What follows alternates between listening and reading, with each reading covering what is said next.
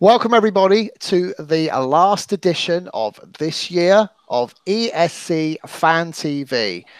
Don't forget, we will be back in the new year. To the last edition of this year of escfantv. Sorry. Don't worry, Tristan. We'll start again, and it's great to see Alistair here as well. We are live again. Welcome everybody to escfantv.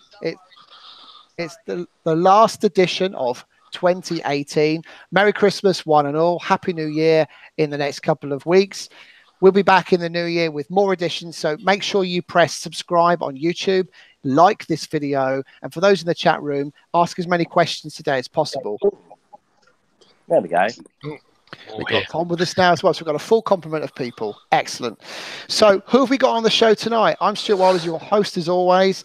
All the way from sunny Sydney, Australia, we say, g'day, mate. Put some more shrimp on the barbie to our friend Mitchell James. Sorry, Mitchell. My apologies. Hi, everyone.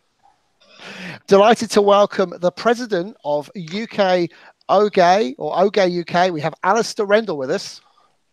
Hello, everyone. I do apologise in advance that I have an absolutely stinking cold, but like the Prime Minister, I am battling on. I am fighting on. Joining us as well, we have our resident mid-tempo loving maniac, Tom Hughes. Mid-tempo? You love a bit of mid-tempo, Tom. We've established that. Yeah, right. Anyway, hello. From the Let Me Be the One blog and podcast, if you're not listening to his podcast and reading his blog on a regular basis, what have you been doing? We have Martin Palmer. Hello, everyone. All right. We have a couple of new first-timers with us as well. We have the lovely Joanne Powell. Hi, everyone. Representing the girls. Yes, it's a bit top-heavy today, actually. Sorry, Joanne. We should fix that in the future. But thank you very much for joining us. And, of course, we also have, as a first-timer, Santa's little helper, all the way from Lapland. We have Phil Harrison. Hi there. Hello.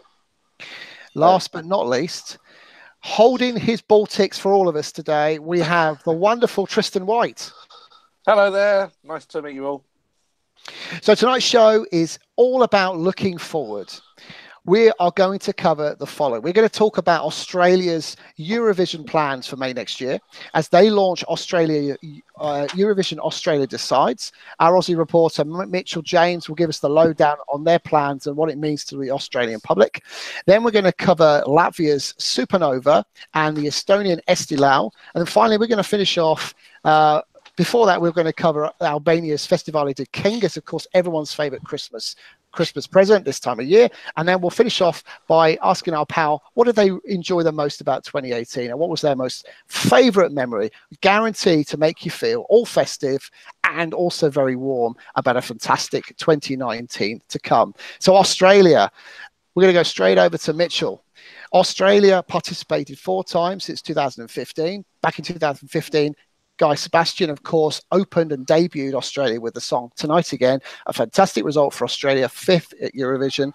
The following year, Damien, Was She Robbed? She came 2nd at Eurovision. 2017, the wheels started to fall off for Australia. Isaiah with Don't Come Easy finished 9th. And then following year, this year, of course, Jessica Malboy finished 20th with 99 points. In 2019, Australia Decides debuts on the Gold Coast in Queensland. The live final takes place on Saturday, the 9th of February at roughly 10 or 11 o'clock in the morning hour time. It'll be a 50-50 jury televote to determine the winner. Mitchell, before we get to that, tell us a bit about Jessica Malboy and how did the Australian public react to her performance and result in Lisbon? People loved Jessica Malboy, and we've always loved her for over a decade now, but I think everyone was like, oh, because she wanted it so badly as well. I think what happened with us was, well, we have a higher relationship with the jury, don't we, compared to the televoting. And also, I think it's just they've been thinking, if it ain't broke, don't fix it. We've had the same songwriters for 3 of the 4 entries that we've had. And I think it's just a little bit the same every year now. And yeah, I think it's I've been wanting a national selection from the time Guy Sebastian was announced. Not that I don't love Guy Sebastian, I've loved all the others that have competed, but I think that a national selection is what we need if we're going to actually participate and be all in. And we've always had an exclusive agreement with Sony Music, and this year it seems like Sony Music's out of that exclusive agreement. So we've had the chance to have this national selection, which is going to be in February. And what should we expect from Australia Decides? It's a little bit different from You Decide, even though clearly we stole the name a little bit. And the logo, just to put that out there. You stole the logo as well. Yeah. So it's going to be pretty much a mini Eurovision by the sounds of it. We're going to have 10 artists in the end. We have 4 announced already. They are all record label artists already. They're not going to discover any new talent, although the songwriting was an open audition in October. So hopefully we're going to get people who have never had a song released or anything like that, and they're going to match the artist. We don't know the song yet, and it's going to be a one-night event. And we're going to have, they're selling tickets to an unaired jury the night before and a dress rehearsal. So the Australian production company are really kind of making a mini Eurovision, and it's kind of, if there ever is a Eurovision Asia Pacific, this is going to help them know how to make a format of Eurovision of their own for when they decide to do it. So we know there's 4 artists that have been announced. I don't know whether they're very well known in the UK, although I'm reliably informed that Shepherd are performing in the UK in the next couple of weeks. Could you take us through the 4 artists and tell us a little bit about what we should expect?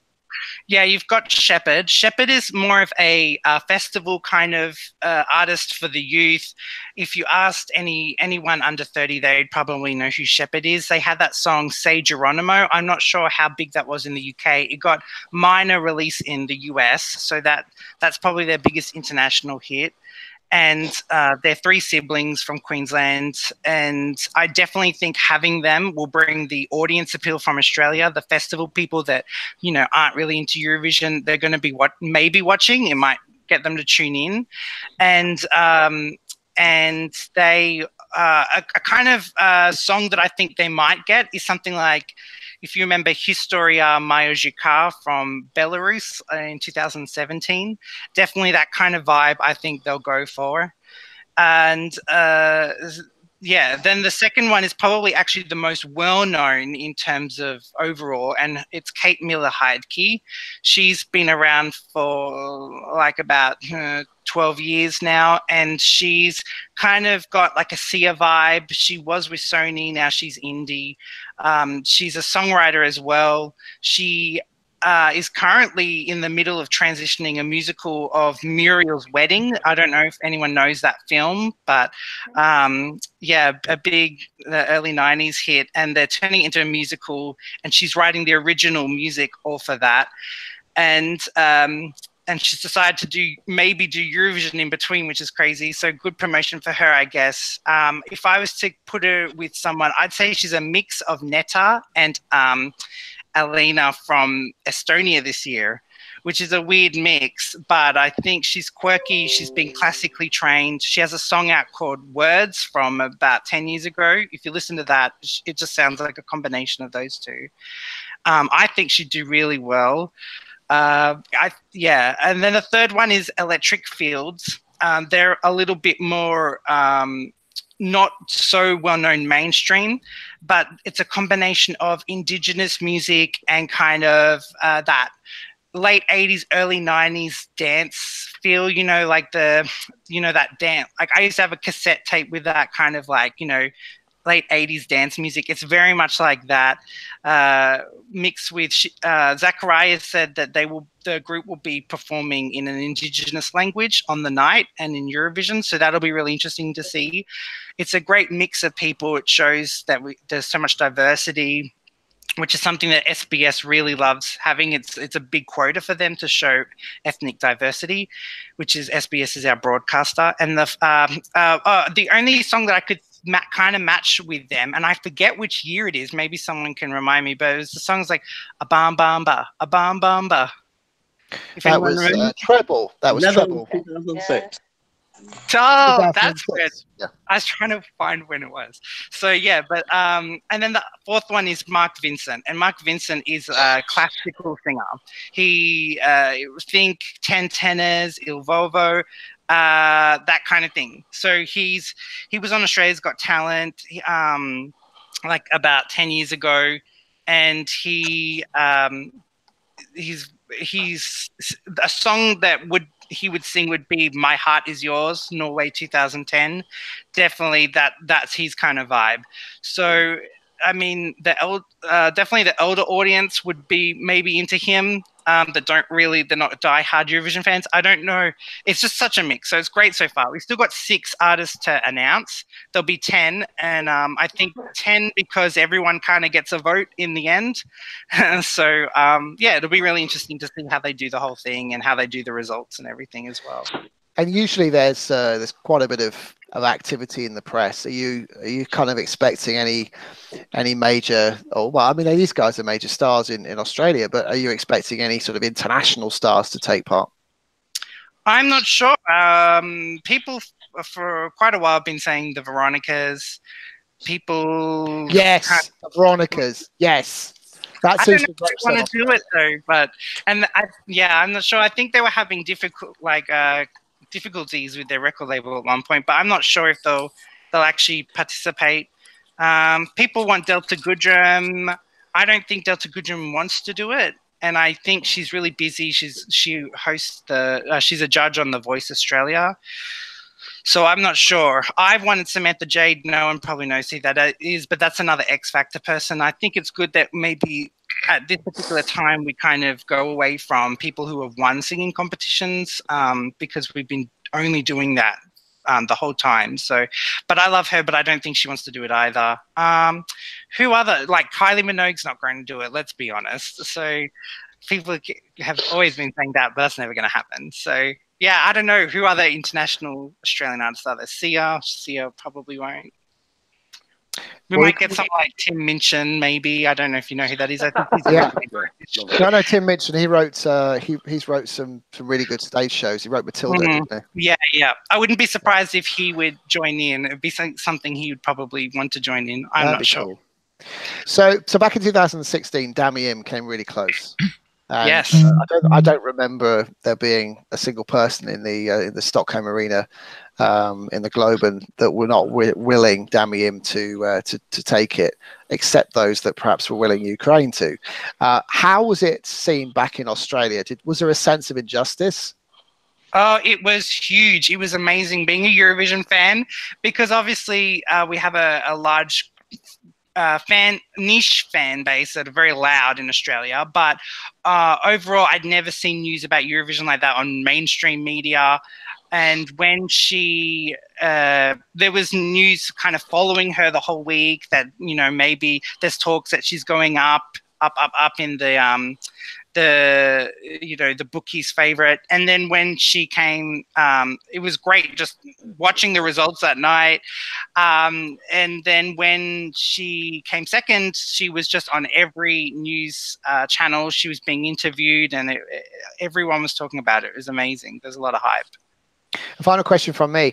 Given that Australia are going to host the Eurovision Asia Vision Song Contest in November-December time next year, is it more important for Australia to win Eurovision in May? I'm not sure. I don't know. I guess it's up to the televoting to see if we could ever win. I think now we know that we have to win over the televote.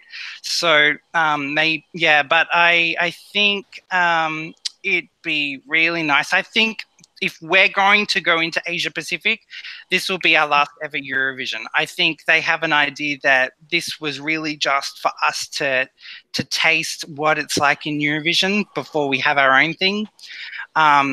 Some people think we'll be in both. I really think that it'll be Eurovision or Asia Pacific. And And I don't even know if Asia Pacific will happen. It was supposed to happen this year. They even had a trailer, if everyone remembers. And then the broadcaster was like, oh, we haven't even had a meeting since May last year. And so then they said that they've put all the effort into a national selection, which I thought, you know, really Asia Pacific might be more important than national selection. But maybe after February they'll have talks. There's only really one publication which is verified. It's going to be in December.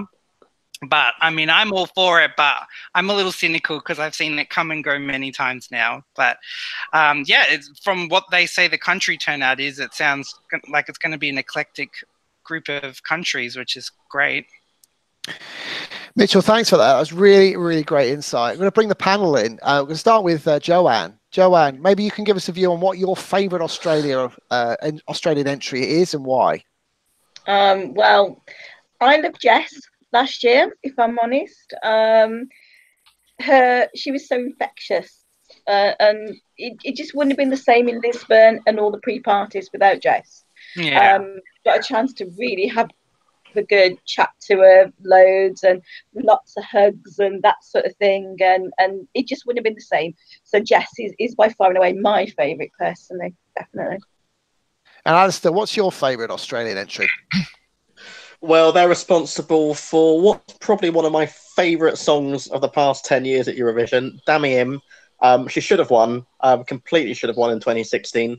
There's loads of songs I love at Eurovision, but it's very few songs that really give me that goosebumps moment. And the first time I heard her perform that live in Stockholm, in Globen, I was like, wow. I mean, her voice was just faultless. The song was amazing. It was so 2016. It had broad support, and yeah, I've liked all the Australian songs, but Dammi Im was just on another level for me. And finally, I'm going to come to Tristan. Tristan, what's your favourite Australian song? It would actually be Jessica Moorboy's one this year. It sort of really grew on me, and she's just so bubbly and infectious. And I got the chance of meeting her, queuing up for her stage Donata in Sintona, and that was quite nice. And she's so friendly as well. Really happy to stop and have her photos taken and be hassled by everyone, which makes a real difference. Yeah. I think to summarise then, I think we've got a fantastic show coming for Australia. It sounds to me like the Australians are really engaged with Eurovision, and I'm really looking forward to hosting the Eurovision Song Contest next year. We're going to have 10 songs, probably 10 really strong contenders, and 10 really strong recognised artists in their own country, which can only be a fantastic thing for Australia and Eurovision in general. Looks like we've lost I really hope that we do the pre-shows again. I hope that didn't our placement this year didn't turn off our people from doing the pre-shows, because I thought that was really good, and good to see Jessica enjoy it. Yeah, totally agree. Right, so look, Mitchell, thanks ever so much for that. That was really, really good. Great to know a little bit more about Australia. We definitely welcome you back throughout the season, especially when we get nearer to Australia. You decide. We'll all be watching in the UK, especially if it's on a Saturday morning. Final point with Tristan. Yeah, just to say a couple of things. So Shepherd are playing in Islington. It's this coming Sunday at 7 o'clock. For those who do want to know. And Electric Fields, they actually had something on SBS just this last Monday. It was something called Our Stories, and it's a documentary called Voice from the Desert, and it's about them taking part in the National Indigenous Music Awards in Darwin in 2017. And it's on SBS Player, which you can get if you use Proxy Nova and change your proxy to Australia, then you can actually view it. It's well worth watching. Thank you, Tristan. Right, moving on to Latvia. Supernova's back. 2019 will be its 5th edition. Back in 2015, Latvia chose Aminata with the fantastic song Love Injected, which finished 6th at Eurovision. A year later, Justs with Heartbeat finished 15th. While the past 2 years have been, what I would be fair to say, fairly disastrous for Latvia. Triana Park with Line finished 18th in their semi-final, and unfortunately for Laura Risotto, the song Funny Girl, she finished 12th in her semi-final. Sadly, neither qualified. So what will 2019 bring? Will it be another Aminata or another Triana Park? Martin, take us through some of the songs that you've listened to and think have a chance for Latvia this coming year. Well, I mean, talking about Aminata, and that Aminata seems to be the common link with Latvia doing well over the last 4 years, obviously with herself and then writing Just's Heartbeat. There is a song this year, Alex Silva's Fireworks, that was one of the songs in audition that's got through to the live shows, and she's actually written that as well. And it is probably one of the strongest of the Supernova songs, one of the favourites, apart from the fact he's wearing clothes that are 2 sizes too small for him. But apart from that, it is one of the strongest songs that's there. There's some people coming back. You've got Marcus Riva is back yet again. I think, is that his 5th time, 6th time? I can't remember how many times. Too many. It's probably not his strongest song. Ironically, his strongest song was, I think, for me, was when it was up against Aminata. But he's there. It was pretty obvious he was going to be there again for the live shows because, you know, it's Marcus Riva. Samantha Tina's back yet again. She's a very good singer. Good song again this time. She's very quirky. She's got, you know, basically to the extent of pulling out when she was up against Just's Heartbeat and saying, his song's better than mine, I'm not going to compete anymore. So she's a woman that knows her own mind, but she's back again. And there's a couple from last year, Edgar's Krelis with Fire. Now, he had a song Younger Days last year, which sounded a bit as though he was trying to sing a language that he's not used to. But this year, Fire, it's brilliant. That's one of my tips for this year. And so those are the main sort of returnees. There's some other songs. There's a lot of people are thinking that the Riga Beaver is actually in one of the songs this year. It's not been confirmed, but Dzili Violets featuring Losmans. Now, this is an audition. You've got 4 guys all dressed in black with each microphone stand, and then you've got 1 guy dressed in the kilt singing partly in French and with a twirly moustache, and the thought is that he might be the guy that's normally inside the Riga Beaver, for those of you who've seen the sort of internet footage of Supernova in the past where the Riga Beaver comes on when Latvia normally have got their adverts going on. So those are sort of probably the highlights of Supernova this year. I wouldn't say any of them are particularly going to spring out and suddenly give them a win, or even, you know, I would be thinking that they might struggle, all of them might struggle to get to the final. But of course, you don't know what they're going to be up against this year. You know, there could be a lot of poor songs, or if they're any decent around Europe, then they might struggle. But that's what I've seen anyway. So my tip, Christiana with Remedy, absolute banger. Coming to Phil. Phil, what are your sort of thoughts on the 16, based on what you've heard as first play? What do you make of them all? Well, to be honest, nothing really grabbed me. I mean, you know, in terms of, you got to understand that a lot of people are going to see these songs once, and I didn't think there was anything that was a massive yes, that's fantastic. I did like the guy Martin mentioned with the kilt and the twirly moustache. That was a bit bonkers. But apart from that, I don't know. There's a lot of forgettable stuff. A lot of repetitive sort of songs. I mean, some of them, to be honest, sounded like they were singing off key. Not great then. Yeah. No, I'm sorry, I'm not rating Latvia this year. No, I can tell. I can tell your body language is shining through the camera. Tristan, out of the 33, which have been whistled down to 16, 2 semi-finals, have we lost any really good songs out of this 33? Oh, we have. I mean, there's a fantastic song by Marta called "Grow Down," which it was just the lyrics were so good. It was a sort of I just want to grow. I don't want to grow up. Let's just want to grow down. It was just really good.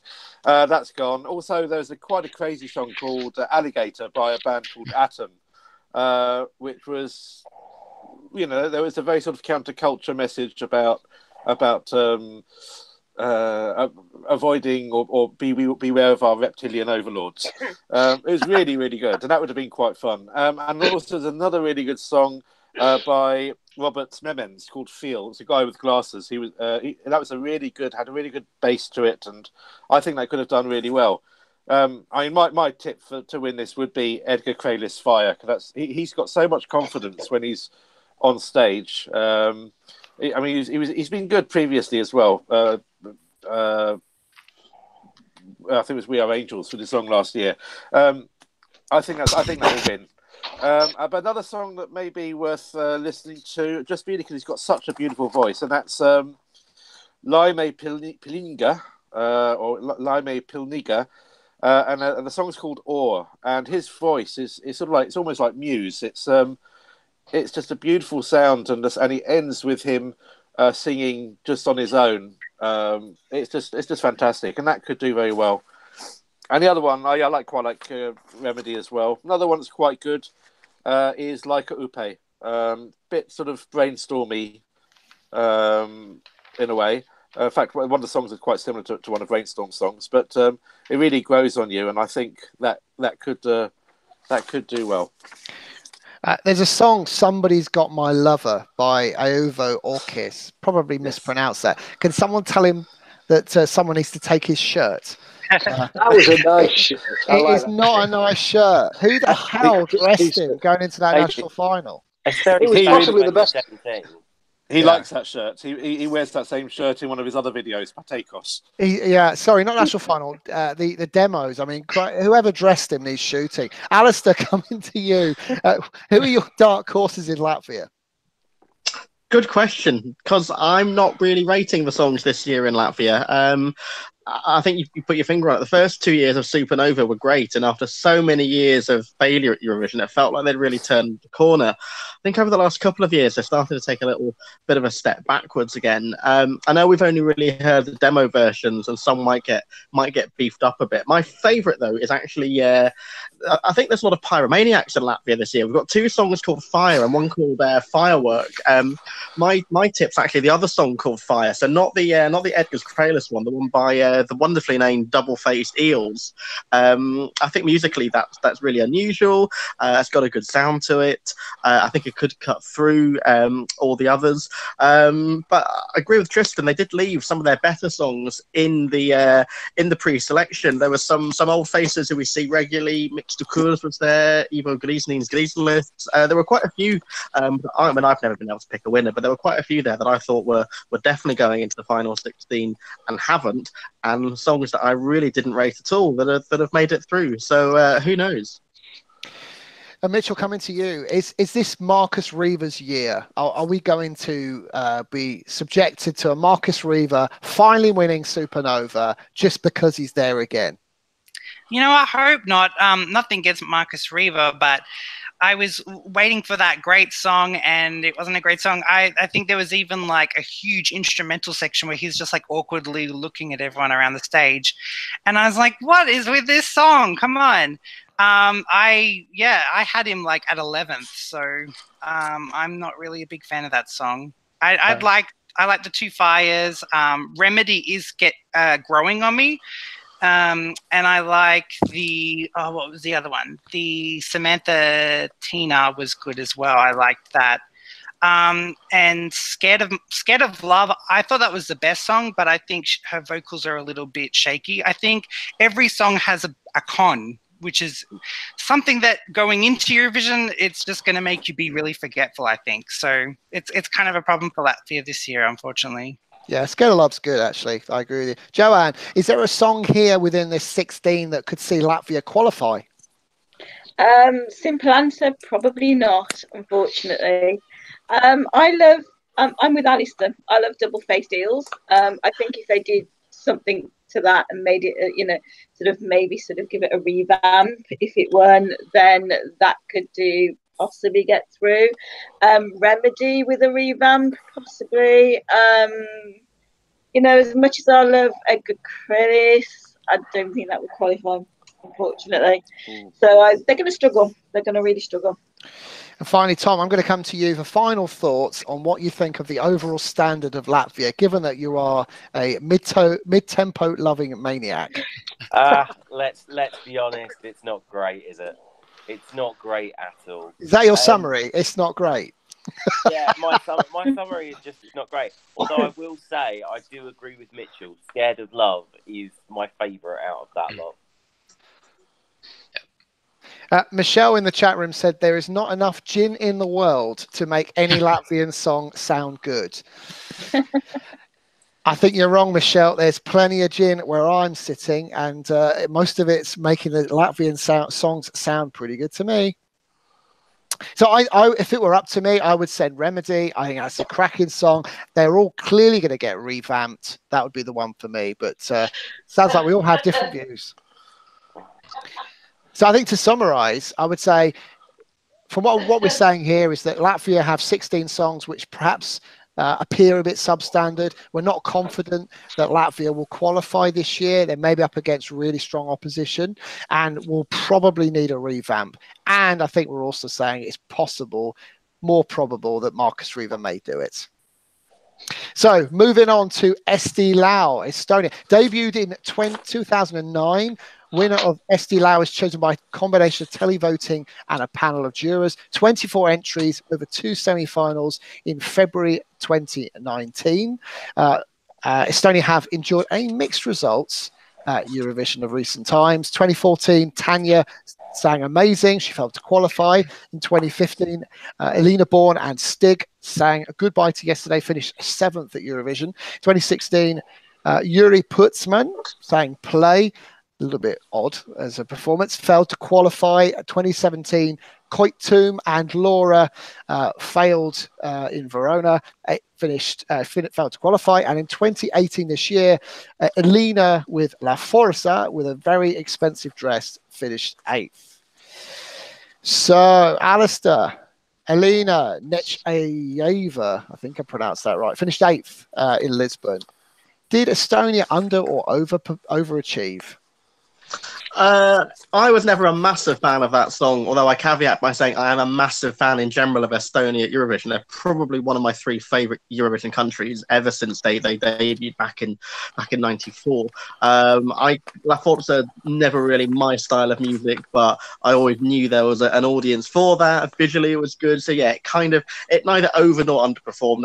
It kind of did as well as I expected. But Tim, just listing some of the songs there over recent years, I mean, they've had some excellent songs, and if you'd gone back a year or 2 earlier, you'd have also had the fantastic Lapland, which I think is one of Estonia's best songs. But then I love a ballad, so I'm always biased towards the ballad. And they've got some really good songs in their national final this year, and some familiar faces like Sandra Nurmsalu, Greta Paya. It's a really strong lineup. It is. Tristan, 24 songs in the semi-finals, 2 semi-finals. Who are the favourites and why? Well, on the the Sandra Nurmsalu is just absolutely beautiful. She used to be with Urban Symphony. She looks the same after 9 years. It's amazing. It's a really beautiful song. There's a lovely bit in the middle as well, and the production value is so high in that song. It's not my favourite. Well, yeah, it probably is it's not my favourite. My favourite actually in semi-final 2, which is so strong. I mean, I've got my top 7. I've got 6 of them in semi-final 2. They're really, I mean, my favourite one of semi-final 2 is, and I think it's one of your favourites as well. It's Katlin Margi and Jan Penk, which is the song Parmunyang. And it's where he's playing his beard. He's playing his on his mouth harp, and I've always been a fan of his. He's tried to represent Estonia many times. Previously, he was known as Aurelipolis, and there's famously in 2011 there was a song where they've got on stage a sort of like a little bit of grass, and they're sort of watering the grass, and then someone plays on the blade of grass while he's singing. So he's actually sort of playing on the blade of grass, and then he tried to represent them again the following year with a song called Zombie, where there's 2 people sitting on the couch watching television during the song. So I'm looking forward to the performance on stage because they're always really inventive, and it's a great song and it's different, and it's sort of like the old-fashioned Eesti Laul songs that we missed really this year. And another song which I personally really like, another one in Estonian. It's and I love the video. It's by Isalumad, and it's called Kaks Minust. And the video is fantastic because it's sort of done with this sort of 360-degree camera, sort of a garage rock sound. The song, and it's really catchy, and it's a really welcome change, I think, for Eurovision. And I just love the video, and there are some really good ones as well. There's some which I think will do quite well. You've got well, you got Greta. Greta's a fantastic song. Yeah, it's okay. It's okay. It's not one of my favourites, personally. I think it's better than Stories Untold from a couple of years ago, but it's not one of my favourites. She's one of the favourites, sorry, though, and the other song, Cold Love, that's I think that's very underrated. I'm not that fan. I was actually, because when I saw Curly, I thought, oh, is that the same Curly as Spirit Animal? But it's not. It's a different Curly. I much prefer Curly, who was from last year. That was Curly Koiv. This is Curly Kiviland. So it's a different Curly. Yeah, you should never get your you should never get your curlies mixed up. Martin, coming to you. Who should we watch out for in Estonia this coming year?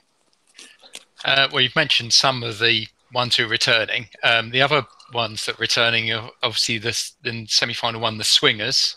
Try getting that band on the internet by just typing the Swingers. It's very difficult. Never Google the word Swingers, Martin, especially when your wife is watching. That's the only bit of advice I can give you. A word of advice: put Estonian band at the end of it. It works then. But of course, you've got Bergi, you got Bergi and Tanya. They're the vocalists. So obviously Bergi from 2013, Tanya from 2014, and it does what it says on the tin: swing, jazz. High Heels in the Neighbourhood. It's catchy. I can imagine it's going to get through to the final, partly because of who's singing, partly because of how it sounds, because it's different to everything else. The other ones, you've got the Stig Rasta influence this year. He's not in it this year, but he's written one of the songs. He's written Storm that's sung by Victor Krohn, who was in Melodifestivalen. Country pop, very laid back. He sings it really well. You can tell it's a Stig Rasta song. I think that's another one that's going to do quite well and might be contending for the win. My favourite in semi-final one is actually somebody who was an Estonian Idol, Jennifer Cohen with Little Baby L. Now, if you remember Lily Allen, All Right Still, her first album, it sounds, the music and how she sings this sounds a lot like it. And it's basically this singer, and it's a song about her being an aunt for her, and talking about her new niece. So it's quite twee in a way, but I like it. Whereas in semi-final 2, you've mentioned some of the sort of main acts there with Greta Pyre, and you've got Curly Kiviland, who I must admit is one of my favourites as well. But Around the Sun is an indie band from Tallinn, and that's got a great sound, and I think that's my favourite for semi-final 2. The other one that stands out is Uku Sivasta. He was in, I think, last year, but he's also on The Voice of Russia at the moment.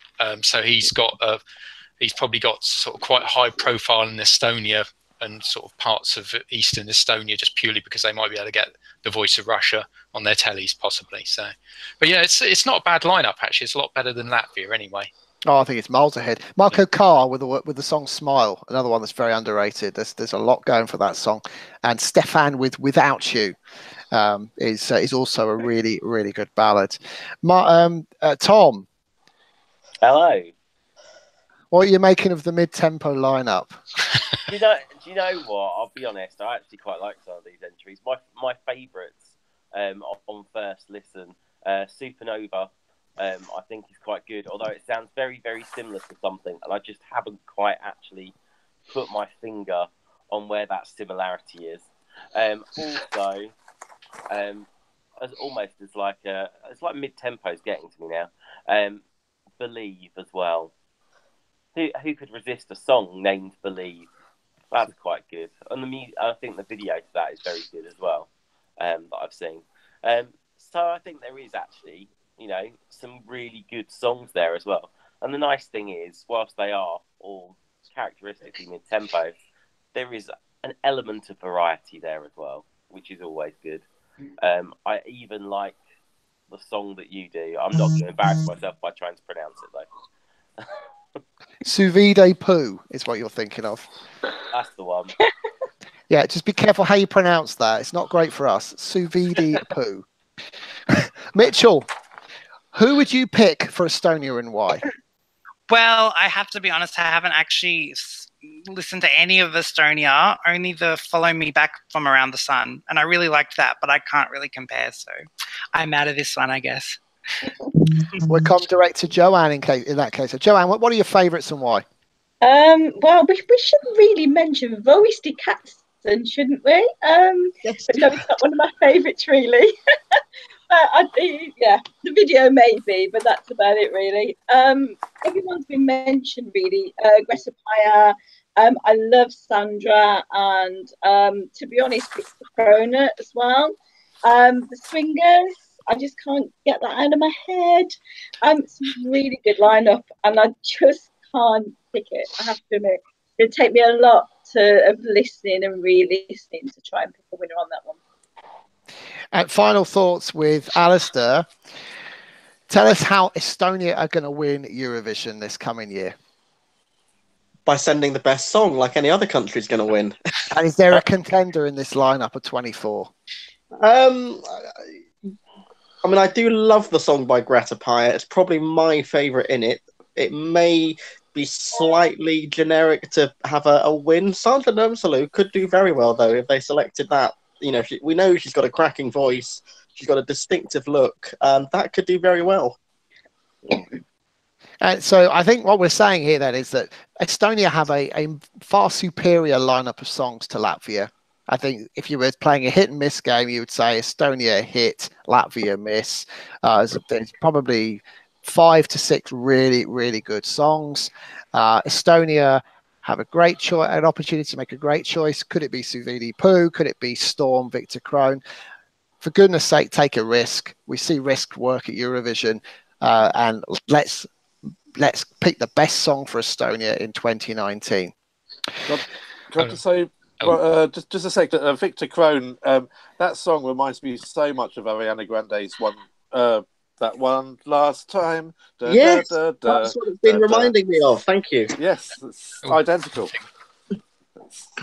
There's another thing. Has anybody got 3D glasses? Because I want somebody to look at the Greta Paya video and tell me if it's done in 3D. Because it looks because I tried it. I've got some old pairs that link to a TV and it doesn't really work. But what I want somebody to have one of those really cheap card things that have got, you know, the green and red lenses, and just look at it and tell me, is it in 3D? There you go. That's my last point on that. And I'm going to take this opportunity just to remind everyone that if they're tuning in, listening to this on a download on a podcast, on Spotify or iTunes, or rewatching this on YouTube, press that subscribe button. We're not doing this, or we are doing this for fun, but we want you to enjoy it. We want you to be a part of it. Press subscribe, tick the like button, and go and listen to us on iTunes and Spotify. Moving on to Albania. Who doesn't want a good old FiK for Christmas? FiK, Festivalia Kengas, is a major Albanian song contest organised by RTSH. Dates back to 1962. It's one of the oldest national finals. Since 2003, it's been used to select the Albanian entry for Eurovision. Back in 2004, Albania debuted at Eurovision with the song by Agnesa Shahini, finished 7th at Eurovision.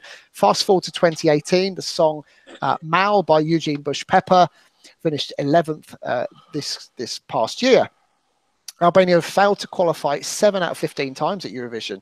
Are they going to qualify and potentially challenge in 2019? The two semis take place on the 20th and 21st of December next week, with the final on Saturday next week, the 22nd of December. 22 artists were announced, and there were a few standout names. Martin, I know you've had an opportunity to listen to some of them, possibly all of them. Could you take us through what the favourites are and why, please? Yeah, I must admit, it seems as though a lot of the acts are now trying to get the times down to roughly 3 minutes. So there are some of the acts there that are obviously thinking about Eurovision, because in the past, obviously, FIK is more like a light version of San Remo, and a lot of artists go to FIK for FIK. The fact that they can then sing at Eurovision is just sort of like a side bonus, really, for some of them. But we have got some returnees. So you've got Orgesa Saimi, who was there last year, who probably, if it wasn't for Eugen Bushpepper, probably would have had a very good chance to go on Eurovision herself. But she's back again. But I like her song. She sings it superbly. It's a bit of a odd sound though. So, you know, when people get to listen to it, it's not, you know, it's unusual, put it that way. There's a guy called Elton Dada, who I think was second last year. He's back again. He's the only one where he hasn't put the whole song out yet. But, you know, I don't know if anybody had seen that they did a little snippet, 1 minute interviews with the people with their song in the background, so you could barely hear any of it. For some reason on his one, you could actually hear sort of about 10-15 seconds. It sounds quite good. So I think, again, he's going to be one in contention. There's some others that sound really good. There's somebody called Janita Malikri, and it's a very powerful song of sort of very dark foreboding, but mystical feel to the song, and that's a standout for me. And there's one that there was somebody had to stand down, and there's a duo called Artemisa Mithi and Febi Security, and that's actually a really good song. So I don't know why it wasn't in the original 22, but that actually stands out as well for me. There's probably about half a dozen that I think are good enough to win this year.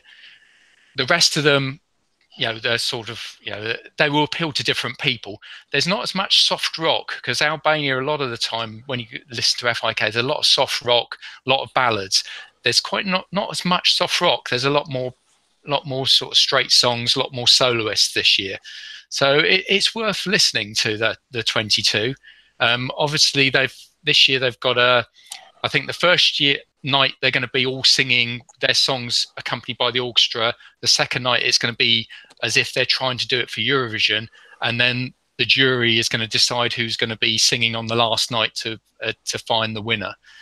So it's ultimately going to be down to a jury. So you know, it could be any of them really winning. You know, it's just down to who the jurors, who the professionals like. I don't think there's a televote if I remember rightly. But that's just, you know, that was just listening to them all today. So if anybody else had a listen, they might come up with some different names, really. And Joanne, FiK's been running since the 60s, uses the orchestra. Should countries be following the FiK model, or should Albania themselves be modernising? I love the old orchestra, if I'm honest. Well, you know, I'd love that to come back to Eurovision.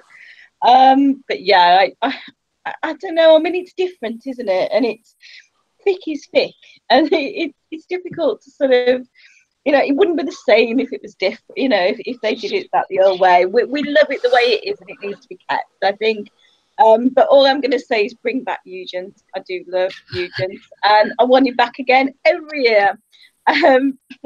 So you know, he's missing me that way this year, personally. Mitchell, Eugen finished 11th in Eurovision. Were you a fan? How did you rate the song and the performance? Well, I think I liked him as a rock song. I must say it's not really my favorite kind of genre, but I could see why people liked him. I was really shocked at how well he did in the results, actually. And he did really well in the televote, didn't he? I think. But yeah, I was shocked at that. But yeah, and he pretty much he was one of the reasons why China is now having its difficulty with Eurovision. So I guess I like him for that in a way. But yeah, out of this year, I'd say Janita Malikwi that song really got me. That was one of my favorites. And there was another one by Sonny Malaj. She seemed to have two songs, but the Dovige one that I saw, I really liked as well. And Ala Band, but I've also seen it as Gala Band. But that song was actually really good as well. That was one of the few group ones, and I liked that one as well. And a song by the band Miroud. It's actually written by Haida Dani from Eurovision 2015. So yeah, she's back in disguise. Alistair, what are your thoughts on this year's 22? And could you see any potential winners in there? Hard to say. So I only downloaded them last night, and I was listening to them on the way to work this morning. You know, they are typical FiK fodder. They are what they are. I love the Albanian national final. You know, I totally agree with Joanne. You know, I love it because it is what it is, and they've never tried to kind of follow the fashions or follow what other countries doing. They've done what's worked for them. It is their big music event of the year, and the fact that it happens to go to Eurovision is, you know, an added bonus. I think it'll be hard from what I've heard this year for them to top last year, but I think that was one of the best songs Albania has sent. He was probably the best singer in the contest last year. Deservedly came 11th, probably should have done even better, in my opinion. Just the ones that kind of stood out for me this morning listening, I've listened to probably about 15 of them so far. Alar Band was a good one. Mirrored was another good one. I hadn't realised that was written by El Haida. That's interesting. The one I liked was one of those ones that's in those typical Albanian old school 4-minute versions, so will have to be re-edited somewhat if it wins. The slightly dated but interesting song by Jed Leka and Njidita Tjetër. Really like that song. It had a slight kind of 80s feel to it.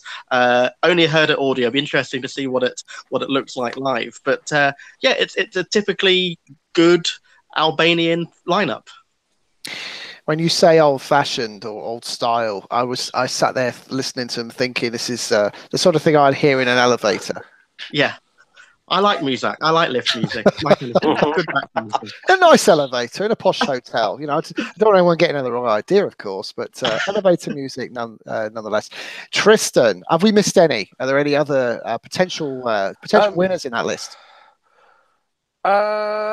There's a couple of interesting ones. I mean, I agree with Janida Maliki. I think that's going to win. I think it's fantastic, and she's huge in Albania. She came second back in 1999, and she's actually in production with Alban Skenderai in Romeo and Juliet as well. So she's. But what I love about it is it reminds me lots of Sus, which is one of my top 5 favorite ever Eurovision songs. It's got a very similar sort of same sort of drum and ethnicity to Sus. I absolutely love it, and I think that will win. Obviously, Elton Dada will definitely get through because he used to produce FiK. He's done I think 2. He's produced it at least twice.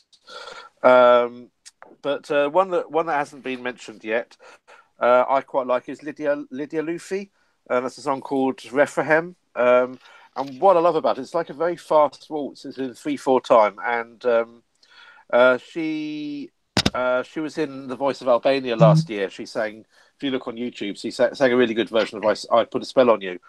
And Rona Nishliu, actually, she's on The Voice, one of the judges, and she actually chose her along with someone else. I think that could go on to getting to the final and doing quite well as well. But if Janida Maliki wins the FiK, I imagine it will end up doing very well in Tel Aviv.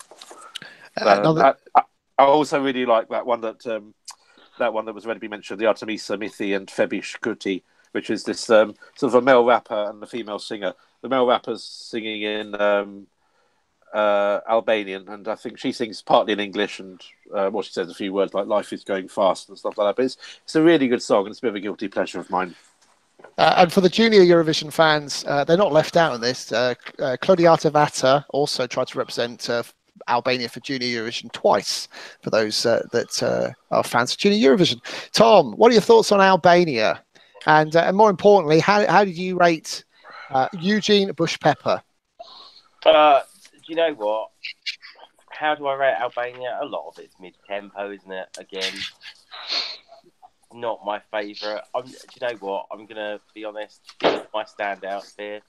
Is it Tengu? I think I'm probably embarrassing myself with the pronunciation of that. But that one, when I was listening to it, I really thought about how that could be staged. I thought that actually, if they got the staging right of that, that could actually do really well. But the best one that I liked was Moravia Opafund. I think I'm probably saying that wrong. But I think that is the best song that's there at the moment. We'll see. And coming to Phil to close us down on this subject. Phil, Albania finished 11th. Are they going to beat their performance and result in Lisbon? Well, I don't know. A lot of this wasn't really my taste. The ones that stood out for me, I think, was Al Band, that's already been mentioned, but also Bruno Poligatti, is that, with Nutka Stop? I quite like that one. It had a decent beat. But I'm not a big ballad fan, and there was a lot of ballads in that, so a lot of the others didn't really stand out, and I'm trying to listen as a sort of, if you're hearing this for the first time, is it going to grab you? And for me, apart from those two, nothing really grabbed me. So what we're hearing then is that we believe it's a bit of a mixed bag. We're not quite sure whether Albania have a strong enough song to replicate their result in 2018, albeit we do believe that Jonida Maliki is most likely to win for Albania. So we'll have to see in 2019. But certainly, if you want to catch the Festivali Kengis, you can. It's the 20th, 21st, and 22nd of this month. An early Christmas present. Go and check it out. Final session of the evening as our last show of 2018 draws to a close. Just a reminder, click that subscribe button on YouTube, like our show. For those in the chat bar, make sure you press the like button. It's really appreciated. And go and download this show as a podcast on either iTunes or Spotify. 2018 draws to a close. I'd like to invite my guests to tell us about their best memories of 2018 and also their expectations for 2019. We're going to start with Tristan. Okay. Well, my best memory of this year definitely was being in Lisbon and that moment when we were waiting to see if Ireland would get through. And I wasn't a massive fan of the Irish song, but everyone else absolutely was desperate for it to get through, and it was the 10th song to be mentioned. My mum, who was watching it in Spain, it's her favourite song ever. She's been watching Eurovision since she was a child. So she'd put money on it. Even she was on the phone to me at the time, and she was so happy. So I was so happy for her that it got through, because she just loved that song so much. And just I mean, everyone thought that Armenia or Azerbaijan would get through. When 9 songs had been chosen, there was one to go, and it was so unexpected that the Irish song actually got through, seeing all the other songs that still hadn't. That was just such a beautiful moment tonight, and it was just fantastic to live it with everyone else in the arena. And the other great moment, Eurovision-wise, for me, was the fact that finally I won some money at Eurovision, because I haven't really won anything since 2003. 2003, I managed to I put an each way bet on Belgium at about 100 to 1, Sanami, and it came second, so I won quite a lot of money then. And I also had all 3 in the top 3 in the wrong order, but I had Russia, Turkey, and Belgium in another bet. But since then, I've just been hemorrhaging money in bets. And this year, I had a bet on Israel winning, which I put on before Netta had even been chosen, but I'd seen Netta in a sort of the Israeli quarterfinals or whatever it was, and I knew that if it gets through, it's got a good chance of winning. So I managed to put some money on it, and I won £700, which is meant I'm actually positive again. So feedback, Tristan. Not for me. No. Anyway, so finally I won some money and actually paid for my flights and accommodation and lots of Superbox. So good that was on great. You. And what are you expecting for 2019? 2019, I think, is going to be very controversial because of where the contest is being held, and I have a funny feeling there's going to be lots of possible stage invasions and stuff like that, which, so it'll be very political. I can just see it happening. I mean, if it's happened in the last 2, it's certainly going to happen next year. So And I think it's going to be a real nightmare trying to get tickets. I'm not going this year. Just don't worry about it. Me and Alison have got them. We'll be at the front. We'll sort it out. Hey. If anyone tried to do a stage invasion in Israel, they are going to come off the worst. Yeah, exactly. Don't try it. Don't even think about it. I'm not even going to be there this year. They've got you on watch. Tom, what's your best memory and what are your expectations of 2019? Do you know what my favourite memory actually this year was watching Destination Eurovision when Madame Monsieur came on stage with Mercy and just seeing the crowd respond to that. That for me was a really good moment, I thought, this year. Expectations for next year, I reckon it's going to be the best Eurovision yet, as always. And you know what? I reckon the Israelis are going to put on quite a good show as well. I've got quite high expectations. I think it's going to be something quite different to what we had this year. So I'm looking forward to it. Phil, what are yours? Okay, 2 moments. I think my first one I'm going to say was Hungary, AWS, when they were on stage.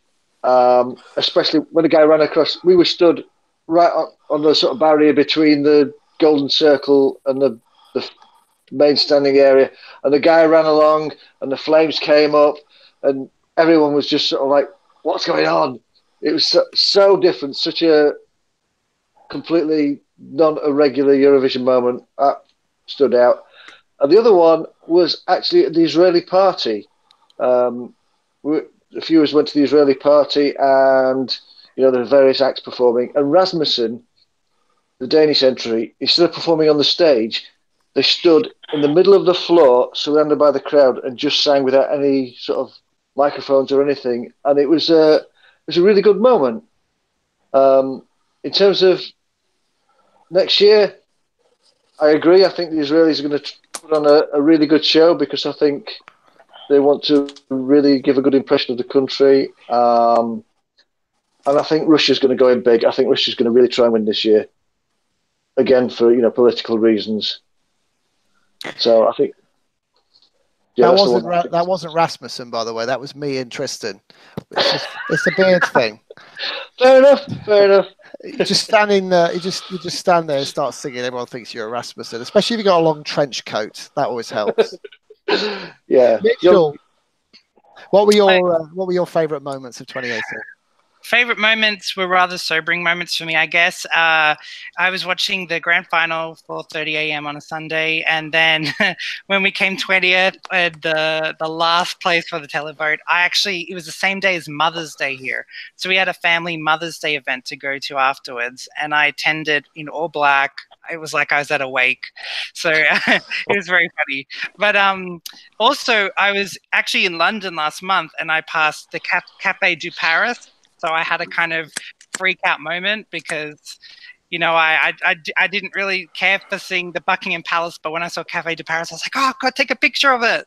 So because of the significance, I was really excited. But 2019, I think that I'm thinking maybe, obviously Eurovision next year in Israel, it's going to be very much a showcase of Israel.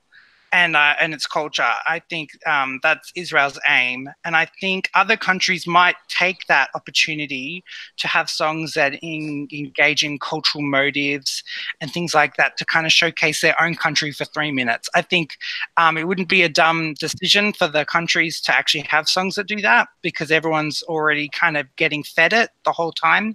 So I think that's the kind of songs that we're going to see a lot. That's going to be the trend this year.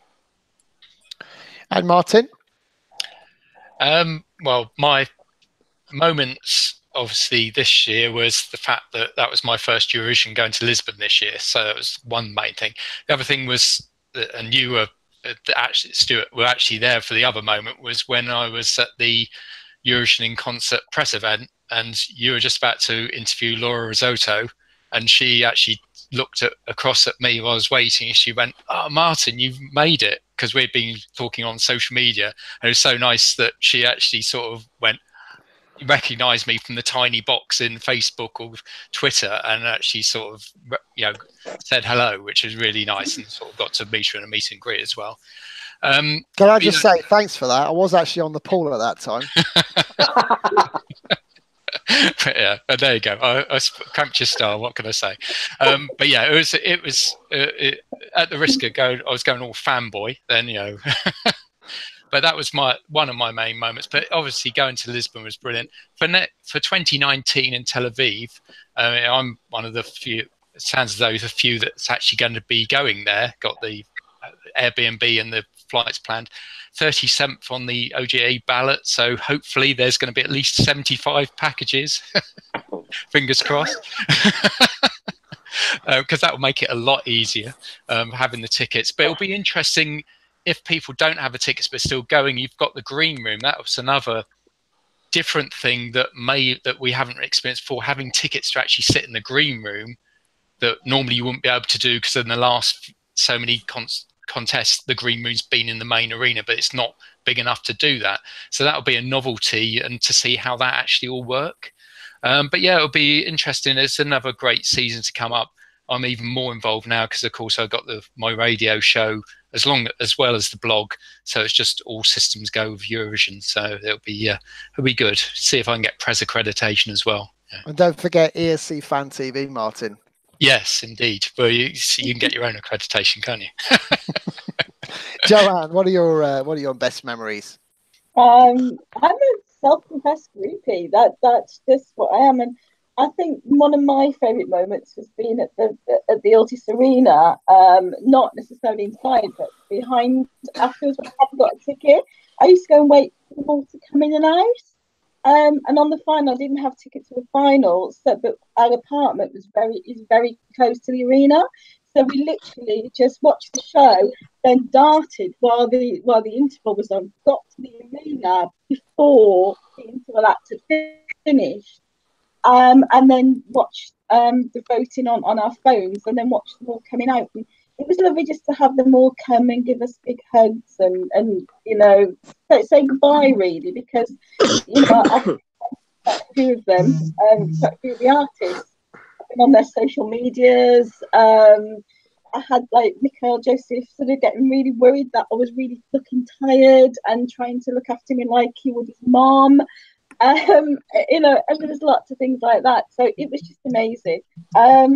Another, you know, and that's followed me through from London Eurovision Party when I gave gifts all the way through. So loved it. And next year I just want more of the same, really. I'm not going to Tel Aviv, but I am going to do all the parties, the pre-parties. So hopefully, cross your fingers. I'm not sure if we've lost Alistair.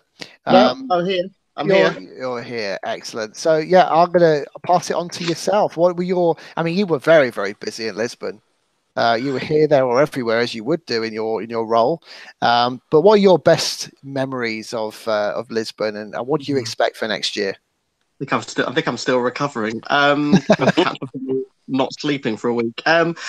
Look, my favorite, is that the wrong word? The most memorable moment was the stage invasion. You know, we witnessed it all happen, particularly where I was lucky enough to get seated tickets, and that bit where a lot of the UK fans were. We had a great view of the stage. You could see what was going on, and just that atmosphere as people realised what was going on, and the sheer force of everyone on their feet and willing her to continue. I've never known an atmosphere like that in all the years I've gone to a live Eurovision. It was absolutely amazing, and she responded, you know, in a really positive way, and Surie herself was you know, one of the highlights of the year, particularly seeing her at events such as Eurobash. Next year, well, let's just say that my least favourite contest of the 70s was 1979, and my least favourite contest of the 90s was 1999. So Israeli-hosted contests, maybe just by coincidence, there was a low bar. So I'm looking forward to being pleasantly surprised. I'm looking forward to going to Israel. I've never been before. Always wanted to go. And what better reason than to go for Eurovision? So I'm going in a completely open-minded way. And I have a sneaking suspicion, my little prediction, I'm always wrong, is that the winner this year is going to be an established country that hasn't won for a while. So maybe a France or a Spain or someone like that. It'd be Sweden. It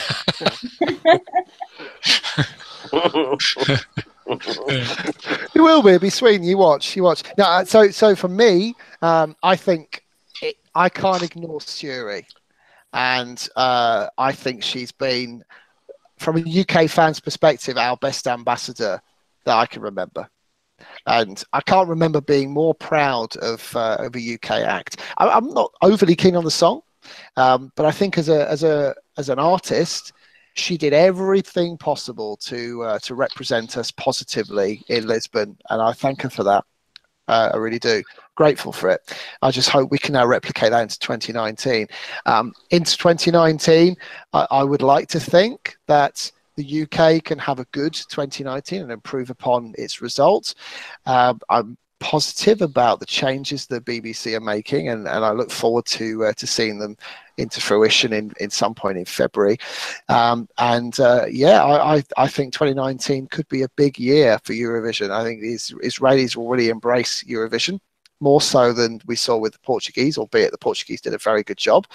And I think we could be in for a fantastic show, regardless of whether you get tickets. And I want to put this out there to anyone who watches this: do not be afraid to book a flight, book a hotel, and just go. What's wrong with standing on a beach with a cocktail in one hand, some kind of pom-pom or some kind of souvenir flag or whatever in the other, and have a great time on a beach, Eurovision night, with loads and loads of drunk Eurovision fans? There's nothing wrong with that. I encourage anyone to do it, regardless of whether you're guaranteed a ticket or not. Do it. Did I make that clear enough?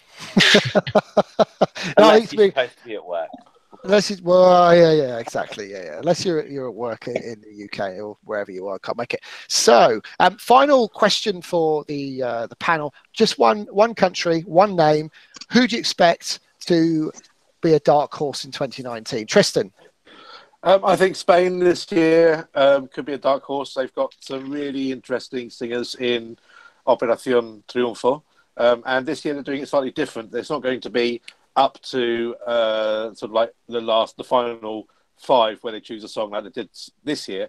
It's open to, I was going to say all of the contestants, but I think two of them have either pulled out or they're not going to be involved. But it's going to be up to about 12 different contestants. So there's some really good singers in there. You've got one guy called I can't remember his name now. Actually, Dave is one of the people who've pulled out. I quite liked him. But Spain for you. Yeah. But it's going to be. There's been a lot of people sending in songs already. I've heard a couple of them that are in contention, and they're really good. So, yeah, I'm positive. Looking forward to it. Yeah. So I think Spain. Tom, which country? France. Name. France. Phil. If you can hear me, I'm going to go out on a limb and say Germany. Why not? I think it's Germany this time. We're admiring your white Christmas tree, Phil. I missed the country entirely. Was it? What did you say? Cyprus? No, Germany. No, I'm joking. Germany. Mitchell, which country? Sorry, Phil. I'm losing everyone. I'm sorry. Okay, Mitchell, which country? It'd just be on feeling, I guess. But I remember the days when Iceland and Romania were the contenders to always do well, and they're quite the opposite now. So I'd like to see countries like that keep bringing good quality songs. Also, after you subscribe to escfantv, you can go to MJT Reviews, because I'll be doing YouTube videos of my own as well. Yeah, absolutely. And we'll share the link after this recording. Martin. Well, I mean, Phil's mentioned them already. They're not really going to be dark horses, because I think they're going to go for it big time. I'm probably going to say Russia, because the Russian government have actually putting lots of money into anything cultural and sporting, and they're paying for fees, they're paying for accommodation and all that stuff. And I think they're going to bring out one of their big guns this year and try and get back to where they were with Sergei Lazarev and just forget about the last 2 years. So I think I would say Russia's probably going to be there or thereabouts this year.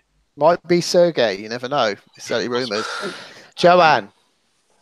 Italy, especially if the rumours are to be believed as to who's taking part this year. So I believe that was Italy. Yeah, Italy. And finally, Alistair? As much as I would like it to be Iceland, I think it's going to be France, and we can all have a nice trip on the Eurostar in 2020 to get to Eurovision. And I'll sum up by saying it's going to be Sweden. You watch. We're all going back to Stockholm in 2020. So I'd like to thank everyone for joining tonight's show. Those in the chat room, thank you very much for the comments. Some of them very funny, some of them I've not been able to broadcast. So appreciate all the engagement this evening. Thank you everyone for your support watching. This is our 5th show. We started late. We'll certainly be back in 2019. As soon as the new year comes, we'll be there. Subscribe to our YouTube channel, follow us on Instagram, follow us on Twitter, like our Facebook page, hashtag escfantv. You can rewatch this show straight after on YouTube or download the podcast on iTunes and Spotify tomorrow.